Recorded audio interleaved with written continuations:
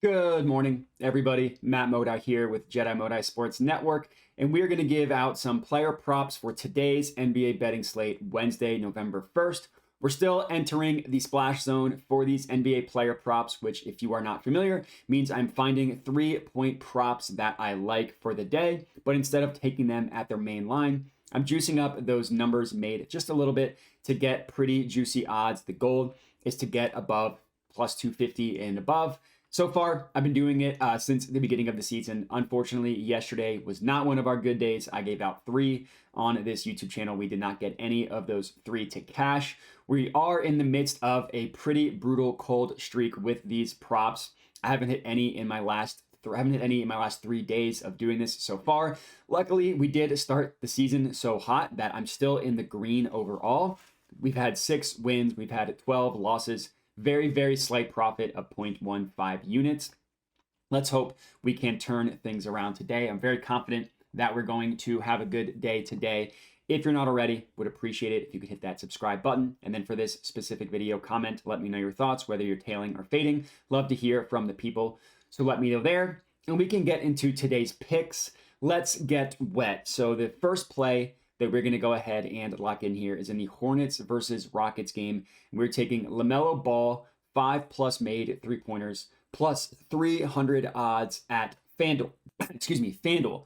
So it's been a slow start for the for LaMelo so far this year, specifically from his deep shot.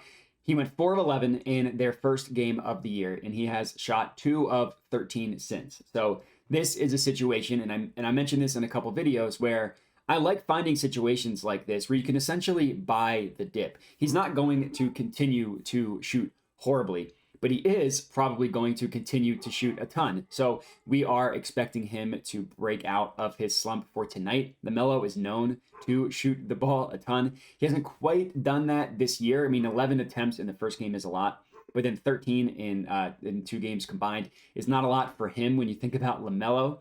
And when you look at last year, which obviously things change crazy year over year, but the last 5 games, the last 5 games that LaMelo played last year, he made 5+ 3-pointers, and then he got hurt, and then he missed the last couple months of the year. But the last 5 games he played last year, he hit 5+. And there were some games where he was putting up 15, 16 3-pointers, which is just absurd. This year, as I mentioned, the most he's shot in a single game is 11. But unless he just totally changes his game, there are going to be games where he is going to shoot 15+ 3-pointers again. And this game against the Rockets is a perfect game for him to do so. I absolutely love this matchup. The Hornets play at one of the fastest paces in the NBA, so every game with the Hornets is a track meet. Now, the last year the Rockets played super fast. They haven't quite done that this year. They've been one of the slower teams this year. But even with them playing at one of the slower paces, they allow their opponents to shoot 40.3 3-pointers per game. That's tied for the 3rd most in the NBA. So I'm guessing that the Rockets are going to pick up their pace a little bit. They do have a relatively young team, aside from this 2 recent signings with Dylan Brooks and Fred VanVleet. So I think they're going to pick up the pace a little bit. And even if they don't, if they play at the same exact pace they've been playing at, they still allow their opponents to shoot a ton of 3-pointers. And the Hornets play at a super fast pace as well. So I'm guessing that the Hornets are going to shoot a ton of threes in this one. I'm guessing that majority of those hopefully come from LaMelo. If he can have a hot day from deep, we will be cashing this play for plus 300. Next up, in the Blazers versus Pistons game, we're taking Scoot Henderson, 2+ made 3-pointers, plus 280 odds at FanDuel. Now, when it comes to Scoot, I'll admit that I was a Scoot guy in the draft over Brandon Miller. Not going to say that I was a Scoot guy over Wemby, of course, but over Brandon Miller, I was Team Scoot. But it has been a slow start for him, and just in general. But that includes his jumper. It's been a slow start for him in general. It's also been a slow start for him with his 3-point shot. He's only made 1 3-pointer so far this year, and they've played 4 games. But the reason why this is a play, and the reason why I like this one, is because he's kept shooting. It's not as though he just hasn't been shooting at all. In the 4 games, he's attempted 3, 5, 4, and then the last game, 6 3-pointers, 6 shot attempts from deep. That's pretty good. For someone that only needs to make 2, if he can get up 6 again, I'll take our chances that he won't continue to shoot 1 for like 18, whatever it is. So that's pretty good. Generally, most young guards, if they rely on their athleticism when they're younger, the jump shot is generally something that comes later. They're adjusting to the speed of the game. They realize they can't just blow by everybody anymore, and they never quite developed their jumper to the way they needed to because they had such athleticism. So I'm not going to sit here and say that Scoot is immediately going to become a plus shooter this early in the season or even this early in his career, but if he continues to put up 4 to 6 3-point attempts per game, there are going to be games where he makes 2 because he's not like a Ben Simmons level shooter. He's not a terrible shooter. I'm confident that he's going to start to make more shots. I'm also confident that he's going to keep shooting, which is good. I will admit the Pistons have done a pretty good job of limiting their opponent 3-point attempts. They're not like the Rockets by any means, but I still like Scoot in this one. He touches the ball on basically every possession. Hopefully he can again continue to get the 6+ 3-pointers. If he makes 2, we're cashing plus 280. So let's hope for that.